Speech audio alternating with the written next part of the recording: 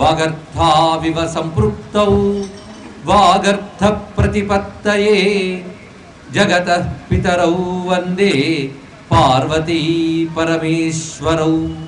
నమో మహద్భ్యో ఋషిభ్యో గురుభ్యో నమః. శ్రీ లక్ష్మీనారాయణాభ్యాం నమో నమః. శ్రీ మహాలక్ష్మ్యై నమో నమః. శ్రీ లక్ష్మీనారాయణమయమైన ఈ సభా సదస్సుకి సవనీయ నమస్సులు సమర్పణ చేసుకుంటూ, శ్రావణ మాసం అనగానే చాలామందికి లక్ష్మీదేవి యొక్క వైభవం స్ఫురణకి రావడం సహజం. వరలక్ష్మీ వ్రతం ఎప్పుడు చేయాలంటే శ్రావణ పూర్ణిమ పూర్వస్థ శుక్రవారే అన్నారు ముద్దుస్వామి దీక్షితుల వారు శ్రీ వరలక్ష్మీ నమోస్తుతి కీర్తనలో.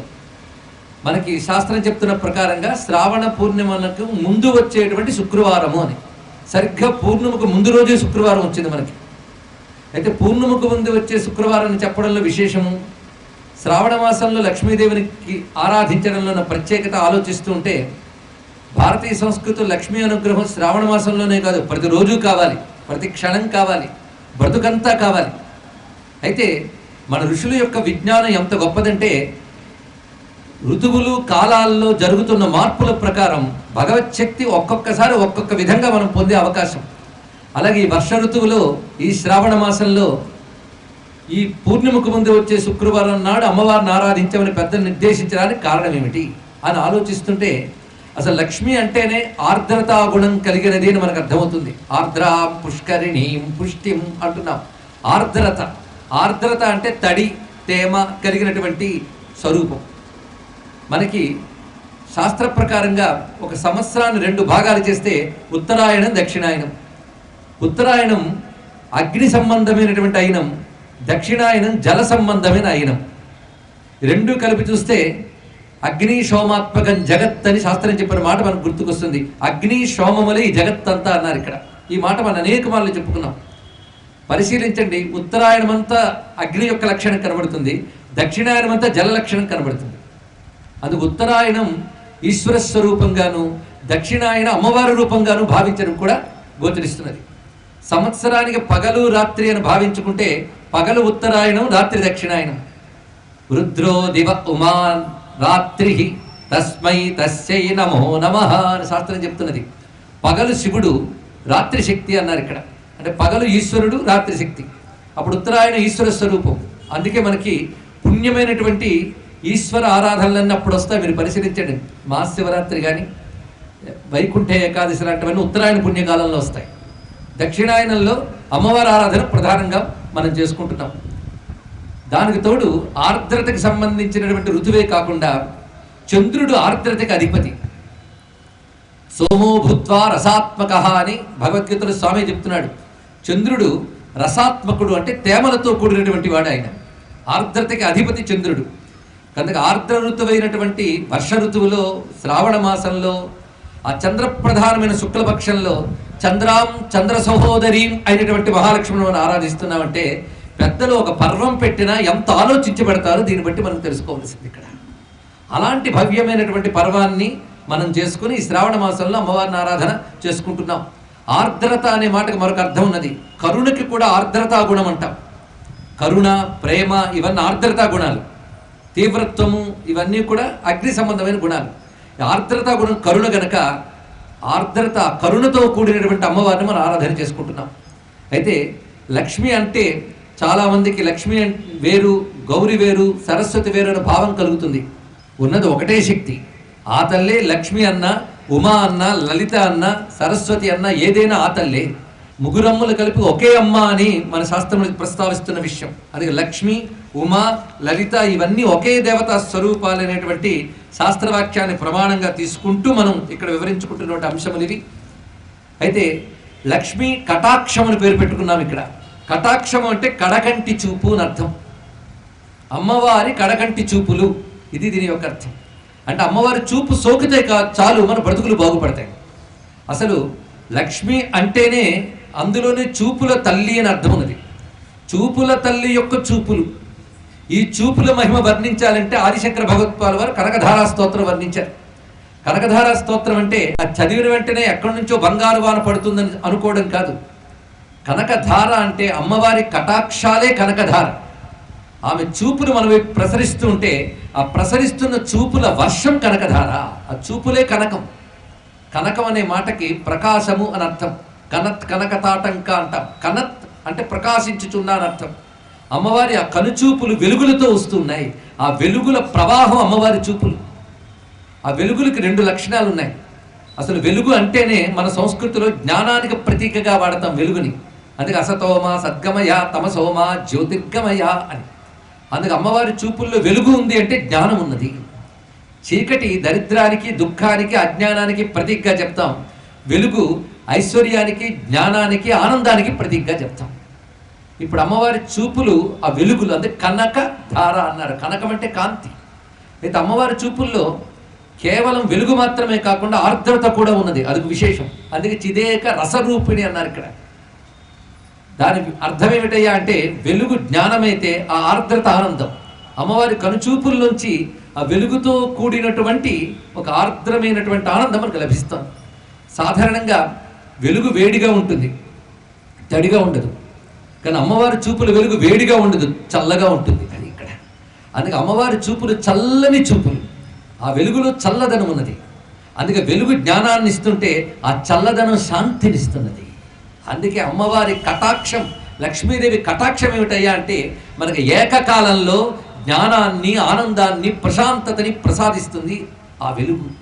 అదే శంకర భగవత్పాల వారు అమ్మవారి వెలుగును వర్ణిస్తూ కనకధార స్తోత్రాన్ని రచించారు. ప్రారంభం నుంచి అంగం హరే పులక భూషణమాశ్రయంతి భృంగాంగనేవ ముకుళాభరణం తమాలం అంగీకృతాఖిల విభూతిరపాంగలీలా మాంగళ్య దాస్తు మమ మంగళ దేవతాయా. అపాంగలీల అంటేనే కడకంటి చూపుల యొక్క వైభవం. అదే లక్ష్మీ కటాక్షం. లక్ష్మీ కటాక్షం కావాలి ఎవరికి ఉండదు చెప్పండి? అందరికీ ఉంటుంది. ప్రతివాడికి ఆనందంగా ఉండాలని, సంపద కావాలని అనిపిస్తూ ఉంటుంది. అయితే సిరి సంపద, భోగం, భాగ్యం ఇవంటే అందరికీ ఇష్టమే. అసలు భగవంతుడు, వేదాంతము, తత్వము అంటే పడని వాళ్ళు ఉండొచ్చే కానీ సిరి సంపద, భోగభాగ్యం అంటే ఎవరికి అక్కర్లేదండి, అందరికీ కావాలి. ప్రతివారు దానికోసమే తాపత్రయపడుతున్నాం. కానీ ఆ సిరి సంపద ఈ 2 జగదంబ అనే భావం కలిగితే మనం ఈ సిరి సంపదల్ని పదార్థాల్లా కాకుండా ప్రసాదాల్లో పుచ్చుకుంటాం. ఇది ఆ తల్లి తన చూపులతో, కరుణతో వర్షించి మనకు ప్రసాదిస్తున్నదని తెలియగానే మనం అనుభవిస్తున్న ప్రతి సిరి సంపద మీద లక్ష్మీదేవి యొక్క ముద్ర ఉంటుంది. లక్ష్మీదేవి ముద్ర అంటే లక్ష్మీదేవి ప్రింట్ చేసిన కాసన్ కాదు, నేను చెప్పట్లేదు. లక్ష్మీదేవి ముద్ర అంటే అది లక్ష్మీ స్వరూపం, అమ్మవారి రూపం అని భావన కలుగుతుంది వారికి. అది ఎప్పుడైతే కలిగిందో ఆ సిరి సంపద కూడా మన భగవత్ స్పృహను కలిగిస్తుంది. ఇది తెలియాలి. అది సిరి సంపదలు అనుభవించడానికి అందరూ సిద్ధంగా ఉంటారు కానీ ఆ సిరి సంపదలు భగవంతుని యొక్క కరుణామయమైన స్వరూపాలైన భావన కలిగి ఉండే జీవితం మనకు కావాలి. అలాంటి జ్ఞానం అమ్మ ప్రసాదించాలి. అటువంటి లక్ష్మీదేవి యొక్క ఆవిర్భావ గాథ ఈరోజు మనం చెప్పుకోబోతున్నాం. నిజానికి పురాణాల్లో అమ్మవారి ఆవిర్భావ గాథలు చాలా అద్భుతంగా చెప్పారు.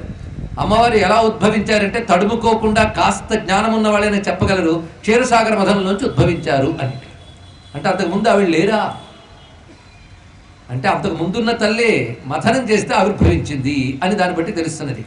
అందుకే అమ్మవారు ఎప్పుడో ఒకప్పుడు వచ్చి వెళ్ళిపోయిన తల్లి కాదు, ఆవిడ నిత్య అని పేరు. నిత్యాస్వరూపిణి అంటారు అమ్మవారిని. అంటే ఎల్లవేళలా ఉండే తల్లి. ఈశ్వరుడు ఈ జగత్తంతా నిర్మాణం చేస్తున్నాడు, ఏ శక్తితో చేస్తున్నాడో ఆ శక్తి పేరే లక్ష్మి. ఆవిడెప్పుడు ఉంది. శక్తి లేకపోతే ఆయన ఏమీ చేయలేడని మనం అనేక మార్లు చెప్పుకున్నాం. శివశక్త్యాయుక్తో యది భవతి శక్త ప్రభవితం. కనుక పరమేశ్వరుడు ఏ శక్తితో ఈ ప్రపంచాన్ని చేస్తున్నాడో ఆ శక్తికి పేరే లక్ష్మి. ఆ శక్తి ఎప్పుడు ఆయన్ని ఆశ్రయించుకుని ఉంటుంది కనుక ఆ శక్తి పేరు శ్రీ. శ్రీ అంటే శ్రయతే ఆశ్రయతే ఇది శ్రీ అని అర్థం. ఆశ్రయించుకుని ఉంటుందిట. శక్తి ఎవరిని ఆశ్రయించుకుంటుంది? శక్తిమంతుడైన పరమేశ్వరుని ఆశ్రయించుకుంటుంది. అందుకే శక్తికి మరొక పేరే శ్రీ. అందుకే మహాలక్ష్మికి మరొక పేరు శ్రీ. అదే తెలుగులో శ్రీ అయ్యింది అంతే. సంస్కృతంలో శ్రీ. మరొక విశేషం ఉందండి శ్రావణ మాసానికి లక్ష్మీదేవికి. అదొక అద్భుతం. అది ఈ రోజు చెప్పుకోవడం మాత్రం మహాద్భుతం. ఇది శ్రావణ నక్షత్రంతో కూడిన మాసం కదా, శ్రావణ మాసం. శ్రవణ నక్షత్రంలో ఉంటే శబ్దాలు వినబడతాయట. అదేమిటో ఆశ్చర్యం మనకి. అంటే ఆనాటి మన భారతీయ మహర్షులకి యంత్రాల అవసరం లేకుండానే ఏ నక్షత్ర స్వరూపం ఏమిటో తెలుసుకోగలిగే తెలివితేటలున్నాయి. ఇది మనం ఇప్పుడు తెలుసుకోవాలి. జ్యేష్ఠ నక్షత్రం పేరెందుకు వచ్చిందంటే ఉన్న నక్షత్రాల్లోకెల్లా పెద్ద నక్షత్రం అదిట. అది ఇప్పుడు రుజువైంది. కానీ ఆ మాట తెలుసుకుని జ్యేష్ఠ అని పేరు పెట్టిన భారతీయ ఋషులకు ఎప్పుడు తెలిసిందో మీరు ఆలోచించండి. ఇక్కడ శ్రవణ నక్షత్రం అంటే నక్షత్రంలోంచి దివ్య శబ్దములు ఏవో వినబడుతుంటాయి. అంతేకాదు ఈ శ్రవణ నక్షత్రంతో కూడినటువంటి పూర్ణిమ నాడే శ్రవణ విద్య మొట్టమొదట వచ్చింది. శ్రవణ విద్య అంటే శృతికి వినబడేదంటే శబ్దం. శబ్ద బ్రహ్మ ఆవిర్భవించింది. ఎలాగో తెలుసా? శబ్ద బ్రహ్మ అంటే వేదం. వేదం పుస్తకం కాదు, ముందు వినబడింది. ఎవరికి? బ్రహ్మగారికి ముందు వినబడింది. బ్రహ్మగారికి ఆ శబ్దం వినిపించిన వాడు నారాయణుడు. హయగ్రీవ స్వామిగా ఈ శ్రావణ పూర్ణిమ నాడే వేద విద్యని ఆయన వినిపింపజేశాడు దివ్యమైనటువంటి బ్రహ్మగారికి.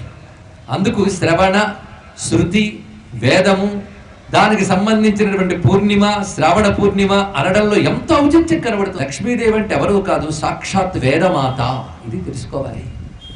సామాన్యులకి లక్ష్మి అనగానే కేవలం డబ్బులు తల్లేని భావం. లక్ష్మి యొక్క అనంత స్వరూపం, అనంతమైన విభూతులు తెలుసుకుంటే, ఆ తల్లి యొక్క తత్వం తెలిస్తే మనం ధన్యులమైపోతాం. ఆ తత్వం తెలుసుకునే ప్రయత్నమై 3 రోజులు మనం చేస్తున్నది. లక్ష్మి అంటే వేదమాత. ఎందుకంటే శ్రీ అంటే ఇప్పుడే చెప్పుకున్నాం, పరమేశ్వరుని ఆశ్రయించిన శక్తి. ఆ శక్తి వేద రూపముగా వెలికి వచ్చి బ్రహ్మగారిని అనుగ్రహించింది. దానితో బ్రహ్మ ఈ విశ్వరచన చేయగలిగాడు. కనుకనే బ్రహ్మకి సైతం జ్ఞానం ఇచ్చినటువంటి ఈశ్వరుని యొక్క శక్తి వేదమే. వేదములో వేదానికి శ్రీ అని పేరు చెప్పారు తెలుసా? రుచ సామాని యజూగుంషి సాహి శ్రీరమృతా సతాం. వేదమంత్రం. అమృతం అని చెప్పబడుతున్న వేదము ఋగ్యజు సామాత్మకము, దానికి శ్రీ అని పేరు అన్నారు. అందుకే అమ్మవారు సాక్షాత్ వేదస్వరూపిణి. జాత వేదో మమావహ మంత్రంలో కూడా మనకు చెప్పబడుతుంది. అందుకు మహాలక్ష్మిని ఎప్పుడు మనకు స్ఫురణకు వచ్చినా ఆవిడ వేదాల తల్లి అని అర్థం చేసుకోవాలి. ఆ తల్లి నుంచే వేదములు ఉద్భవించే, వేదముల్లోంచి వచ్చే మంత్రశక్తి, దేవతాశక్తి అంతా ఆ తల్లి కడుపు చలవ. శ్రీనాథుడి భాషలో చెప్పాలంటే కడుపు చల్లంగా వేదాళి కన్న తల్లి అని వర్ణించాడు మహానుభావుడు ఇక్కడ. అటువంటి వేదజనని శ్రీమాత. అందుకు వేదములు పుట్టినటువంటి శ్రావణ మాసంలో వేదజనని అయినటువంటి ఆ తల్లిని మనం వరలక్ష్మి అని కీర్తిస్తున్నాం. సిద్ధలక్ష్మి, మోక్షలక్ష్మి, జయలక్ష్మి, సరస్వతి, శ్రీలక్ష్మి, వరలక్ష్మిశ్చ ప్రసన్నామవత సర్వదా. ఈ తల్లి ఎల్లవేళల నారాయణ దగ్గరే ఉండే తల్లి క్షీరసాగర మథనం నుంచి రావడం ఏంటి, మళ్ళీ విష్ణువుని వివాహం అయ్యడం ఏంటండి? ఈ క్షీరసాగర మథన గాథ లేని పురాణం లేదు. అది ఆశ్చర్యం. శివపురాణంలో క్షీరసాగర మథనం కనబడుతుంది, భాగవతంలో అద్భుతంగా వర్ణించారు, విష్ణు పురాణంలో సరే సరి, మహాభారతంలో కూడా వివిధ సందర్భాల్లో క్షీరసాగర మథన ప్రస్తావన ఉంది. ఇంకా అనేక పురాణాల్లో క్షీరసాగర మథనం చెప్పారు. దేవి భాగవతంలో కూడా ఉందండి. ఒక చోట చెప్పినది మరొక చోట చెప్పకుండా విశేషాలు చెప్తూ ఉంటాడు అక్కడ క్షీరసాగర మథనంలో వ్యాసుడు. ఇది చూస్తుంటే క్షీరసాగర మథనం ఒక సామాన్యమైన కథ కాదు, అనేక అంతరార్థాలు కడుపులో దాచుకున్న ఒక అద్భుతమైనటువంటి, ఒక మార్మికమైనటువంటి ఘట్టం క్షీరసాగర మథనం. దానిలో అనేక తత్వాలు గోచరిస్తూ ఉంటాయి. ఇక్కడ క్షీరసాగర మథనాన్ని లక్ష్మీ ప్రాధాన్యంగా, శక్తి ప్రాధాన్యంగా చెప్తే ఒక కథ, విష్ణు ప్రాధాన్యంగా చెప్తే మరొక కథ, శివ ప్రాధాన్యంగా చెప్తే ఇంకొక కథ. మాకు ముగ్గురు ప్రధానమే కనుక ఈ కథలో ఎన్నో ప్రాధాన్యాలు మనం తెలుసుకోవచ్చు. ఇప్పుడు క్షీరసాగర మథనానికి, వరలక్ష్మి స్వరూపానికి ఉన్నటువంటి అనుబంధాన్ని తెలుసుకుంటూ లక్ష్మీ కటాక్షం తెలుసుకుందాం. లక్ష్మీ కటాక్షం ఎవరికి లభిస్తుందో తెలియాలంటే క్షీరసాగర మథనం జాగ్రత్తగా వినాలండి. ఇందులో ఉంది లక్ష్మీ కటాక్షం ఎవరికి లభిస్తుంది, అది లభించాలంటే ఎలా ఉండాలి, ఇవన్నీ గాథలో విమర్శించి చూపిస్తారు ఇక్కడ. అయితే లక్ష్మీదేవి క్షీరసాగరంలోనే పుట్టిందా, అంతకుముందు లేదా అంటే ఉన్నది అని చెప్పుకున్నాం. ఎలా ఉన్నదంటే నిత్యాపిసా జగన్మూర్తి, నిత్యగా ఉందిట. ఈ నిత్యగా ఉన్న తల్లికి అనంతలక్ష్మి, ఆదిలక్ష్మి అని పేరు. ఈ అనంతలక్ష్మి, ఆదిలక్ష్మి నిత్యము ఎక్కడుంటుందంటే విష్ణువు వద్ద ఉంటుంది. విష్ణువు యొక్క శక్తియే లక్ష్మి, ఎప్పుడు ఆయన వద్దే ఉంది. అయితే నారాయణుడు అంటే నామరూపాలకు అతీతమైన పరబ్రహ్మ నిర్గుణం అనేది ఒక స్వరూపమైతే, ఆయన లోకాలను అనుగ్రహించడానికి సగుణుడై సాకారుడై దివ్యమంగళ విగ్రహాన్ని ధరించాడు నారాయణుడు. అప్పుడు ఆ శక్తి నారాయణ్ణి చేపట్టడానికి తాను ఒక రూపం ధరించింది. ఇక్కడ పురాణములు జాగ్రత్తగా సమన్వయిస్తే శక్తి భగవంతుని చేపట్టడానికి, తాను ఒక రూపం ధరించడానికి ఒక ప్రజాపతి గర్భంలో పుడుతుంది. ఇది ఆలోచించాలి. శివుని చేపట్టడానికి శక్తి సతీ రూపముగా దక్ష ప్రజాపతికి పుత్రికగా వచ్చింది. వచ్చి శివుని చేపట్టింది. ఇది ఒక పద్ధతి. అయితే దక్షుడు పాపాత్ముడై ఆ భాగ్యం నిలుపుకోలేకపోయాడు. అందుకే దక్షుడు విడిచిపెట్టి మళ్ళీ హిమవంతుని కుమార్తెగా వచ్చి శివుని చేపట్టింది. అదొక తత్వం. అదేవిధంగా విష్ణువుని చేపట్టడానికి ఆ శక్తి భృగు ప్రజాపతి కుమార్తెగా వచ్చిందండి. ఇదొక ప్రత్యేకం. భృగు ప్రజాపతి కుమార్తెగా కలిగింది కనుక ఆవిడికి భార్గవి అని పేరున్నది. ఇప్పుడు తెలుసుంటుంది శుక్రవారం అమ్మవారికి ఎందుకు ఆరాధన చేస్తారు. శుక్రవారానికి అధిదేవత ఇంద్రుడు, ఇది ముఖ్యమైన అంశం. ప్రత్యధి దేవత ఇంద్రాణి, ఇది గ్రహశాస్త్ర పరంగా మనం చెప్పుకోవచ్చు. అదేవిధంగా ప్రజాపతులు కూడా కొన్ని రోజులకు అధిపతులుగా ఉంటారు. ఇవన్నీ వారశాస్త్రం అండి. తిథి వార నక్షత్ర వీటన్నిటికి కూడా అధిదేవతలు ఉంటారు. ఆ శుక్రవారానికి భృగు ప్రజాపతి ప్రధానంగా చెప్పబడుతూ ఉంటాడు. అందుకే దాని పేరు భృగువారం. వ్యవహారంలో ఉంది. ఇంద్రుడు, ఇంద్రాణి, ఆలోచించండి ఎన్ని భావాలు కనబడుతుంటాయో. ఇంద్రుడు అంటేనే ముల్లోకాల ఐశ్వర్యం ఎవడి అధీనంలో ఉందో వాడి పేరు ఇంద్రుడు. అమ్మవారి భక్తుల్లో మొట్టమొదటి వాడు ఇంద్రుడు, తర్వాత వాడు కుబేరుడు. దీన్ని బట్టి వాళ్ళు ఎంత సంపన్నులు మీరు ఆలోచించుకోండి. ఒకటి దగ్గర పవర్ ఉంది, ఒకటి దగ్గర ఫైనాన్స్ ఉంది. ఇంద్రుడేమో ముల్లోకాలకి అధిపతి, అధికారం వాడి దగ్గర ఉంది. ఇక కుబేరుడు ఉన్నాడే ముల్లోకాల ఐశ్వర్యానికి వాడు అధిపతి. వీళ్ళిద్దరూ లక్ష్మీదేవికి పరమభక్తులు. పరమభక్తులు అవడం వల్లనే వాళ్ళ పదవులు నిలిచి ఉన్నాయి, లేకపోతే మహాప్రమాదం. పైగా వాడు ఇంద్రుడు అయితే అమ్మవారి ఇందిరా. ఆలోచించండి, లక్ష్మీదేవికి ఉన్న పేర్లలో ఇందిరా ఒక శబ్దం. ఇందిర, ఇంద్ర, ఇంద్రాణి, ఈ మూడు శబ్దములకు అర్థం చూస్తే అక్కడ ఇంద్రుడు అంటే మనం అనుకునే ముల్లోకాలకు ప్రభువు కాడు. ఇంద్రుడు అంటే సాక్షాత్ పరమేశ్వరుడు అర్థం ఇప్పుడు తీసుకోవాలి. అగ్నిష్టమయింద్రష్టమే, సోమష్టమయింద్రష్టమే, సవితాచమయింద్రష్టమే అని మనం చదువుతున్నాం. ఋగ్వేదంలో ఇంద్రమంత్రాలు ఉంటాయి. ఇంద్రమంత్రాలు మనం అనుకునేటువంటి మూడు లోకాలకు అధిపతిగా ఉన్నటువంటి ఒకానొక ఇంద్ర పదవిలో ఉన్నవాడు గురించి చెప్పట్లేదు. వేదం దృష్టిలో ఇంద్రుడు అంటే పరమేశ్వరుడు. అందుకే విష్ణు సహస్రం చదివితే ఇంద్రనామం కనబడుతుంది, శివశాస్త్రం చదివితే ఇంద్రనామం కనబడుతుంది. ఇంద్ర అనే శబ్దానికి అర్థం తెలిస్తే ఇందిరా అనే శబ్దానికి కూడా అర్థం తెలుస్తుంది. ఇది ఐశ్వర్యే ఇంద్రదీప్తౌ అని రెండు ధాతువుల నుంచి ఈ ఇంద్ర శబ్దం వచ్చింది. రెండు ధాతువులతో అర్థం చెప్పుకోవచ్చు. ఐశ్వర్యవంతుడు అని ఒక అర్థము, ప్రకాశస్వరూపుడు అని ఒక అర్థం, రెండు అర్థములు ఉన్నాయి. కానీ ముల్లోకాల ఐశ్వర్యం ఎవడ అధీనంలో ఉందో వాడు ఇంద్రుడు. ఐశ్వర్యాలు ఎవడ అధీనంలో ఉంటే ఈశ్వరుడు అంటాం. ఇది కూడా తెలుస్తుంది. ఇంద్ర అంటే ఈశ్వర శబ్దానికి పర్యాయ పదం. ఆయన ఈశ్వరుడైతే ఇంద్రుని యొక్క శక్తి ఇందిరా, ఇది తెలుసుకోవాల్సింది. కనుకనే ఆ తల్లి ఐశ్వర్య స్వరూపిణి, ప్రకాశ స్వరూపిణి అని కూడా ఇందిరా అనే శబ్దానికి అర్థం. అయితే ముల్లోకాలకు అధిపతిగా ఎవడున్నాడో వాడికి నారాయణుడు కొన్ని శక్తులు ఇస్తాడు, ఒక పేరు ఇచ్చాడు. ఆయన ఇచ్చిన పేరు ప్రైమ్ మినిస్టర్ అనేది వ్యక్తి యొక్క పేరు కాదు, పదవి యొక్క పేరు. ఆ వ్యక్తి అందులో ఉన్నప్పుడు అతడు ప్రైమ్ మినిస్టర్ గౌరవిస్తాం. అతడు పదవీ కాలంలో ఉన్నంతకాలం మనం ప్రైమ్ మినిస్టర్ అంటే ఆ వ్యక్తి గుర్తొస్తాడు. అలాగా ఇంద్ర పదవిలో ఉన్న ఒక్కొక్కడికి కూడా ఇంద్ర అనే పేరు వస్తూనే ఉంటుంది. ఏ ఏ మన్వంతరంలో ఎవడెవడు ఇంద్రుడవుతాడో కూడా పురాణాలు చెప్పేసేయండి. లెక్కలేని ఆశ్చర్యకరమైన అంశం ఇక్కడ. అలా ఒక్కొక్క మన్వంతరానికి ఒక్కొక్క ఇంద్రుడు ఉంటాడు. పేర్లు ఒక్కొక్క ఇంద్రుడి పేరు ఒక్కొక్కటి. ఇంద్ర అనేది ఒక పదవి. అలాంటి ఇంద్రుడు ఒకానొకప్పుడు చిన్న పొరపాటు చేయడం వల్ల దెబ్బతిని మళ్ళీ పశ్చాత్తప్తుడే అమ్మవారిని ఆశ్రయించి బాగుపడ్డాడు. వాడి వల్ల మనకు ఒక పాఠం నేర్చుకున్నాం. ఏంటంటే తప్పు చేసిన మళ్ళీ లెంపలేసుకుని ప్రార్థిస్తే అమ్మ కరుణిస్తుంది. అది తప్పు చేయని వాడెవడు. అందుకు తప్పు చేసిన ప్రతివాడికి ఇప్పుడు ధైర్యం వచ్చింది. ఏమని? తప్పు ఒప్పుకొని లెంపలు వేసుకుంటే అమ్మ క్షమించి అనుగ్రహిస్తుంది. మరి అంత పెద్ద ఆయనే తప్పు చేస్తే మనమెంత. అయితే ఆయన తప్పు చేశాడు కానీ మనం కంటిన్యూ కొనసాగించకూడదు. మనం కూడా పశ్చాత్తాపడి అమ్మను ఆశ్రయిస్తే అమ్మ అనుగ్రహిస్తుంది. అయితే అమ్మవారు భృగు ప్రజాపతికి కుమార్తెగా అవతరించి విష్ణువుని చేపట్టింది. ఆ తల్లి ఎల్లవేళలా వైకుంఠమునందు విష్ణువుతోనే ఉంటుంది. ఆవిడ వైకుంఠంలో ఉన్న ఆ తల్లి పేరే మహాలక్ష్మి, నిత్యాలక్ష్మి, ఆదిలక్ష్మి. నిజానికి ఆవిడ విష్ణువు నుంచి వేరే విష్ణువుని చేపట్టవలసిన అవసరం లేదు. శివుడు శక్తి ఒకటే అయినా ఆమె పార్వతిగా వచ్చి ఎలా శివుని చేపట్టిందో విష్ణువు యొక్క విభూతి స్వరూపిణైన అమ్మవారు భృగు ప్రజాపతి కుమార్తె అయిన భార్గవిగా ఉద్భవించి విష్ణువుని చేపట్టింది. ఆవిడెప్పుడు ఉంటుంది నిత్యాలక్ష్మిగా. ఇక ఆ తల్లియే ఒక్కొక్క లోకంలో ఒక్కొక్క లక్ష్మిగా ఉంటుందట. స్వర్గే చ స్వర్గలక్ష్మిస్త్వం మత్స్యలక్ష్మిశ్చ భూతలే వైకుంఠే చ మహాలక్ష్మి దేవదేవి సరస్వతి. ఒక్కొక్క లోకంలో ఆ లోకపు లక్ష్మిగా అమ్మ చెప్పబడుతుంటుంది. స్వర్గంలో స్వర్గలక్ష్మి ఆవిడ, భూలోకంలో భూలక్ష్మి ఆవిడ, పాతాళ లోకంలో భోగలక్ష్మి ఆవిడే. అంతేకాదు గృహలక్ష్మి గృహే గృహే. ఎక్కడైనా దాని యొక్క లక్షణ శక్తిని లక్ష్మి అంటారు.